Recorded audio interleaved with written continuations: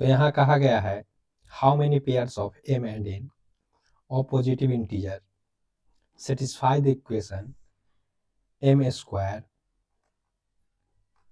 Plus 105 equals to n square, जहाँ की बताया गया है कि m और n है एक पॉजिटिव इंटीजर है। तो इसको हम वी कैन राइट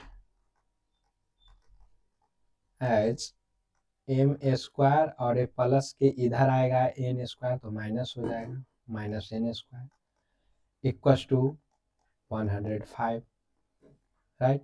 तो इसको हम सुधा बनाने के लिए 105 इधर ही रख देते हैं और n square minus m square हो गया। इस तरह से इसको लिख सकते हैं।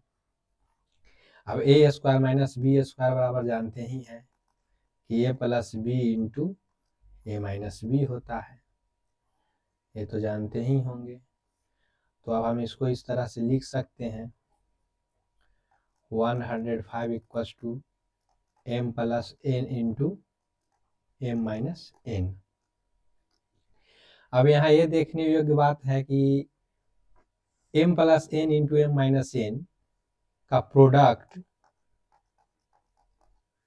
105 के बराबर होना चाहिए। तो हम 105 का फैक्टराइजेशन करेंगे, तो फैक्टराइजेशन करेंगे तो इसको हम 7 से लगाएंगे, तो 7 3 7 पचे 35, 3 से लगाएंगे 3 पचे 15, यानी 105 के जो फैक्टराइजेशन है उसको हम लिख सकते हैं 1 इंटू 105।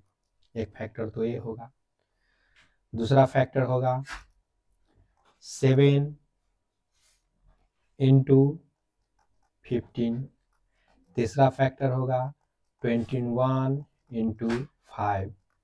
चौथा फैक्टर होगा 35 इंटू 3, यानी टोटल इतना ही फैक्टर है। यहाँ से लिख सकते हैं ना, 7 इंटू 5, फिर लिख सकते हैं 5 15 इंटू 7, फिर लिख सकते हैं 7 5 35 इंटू 3, है ना।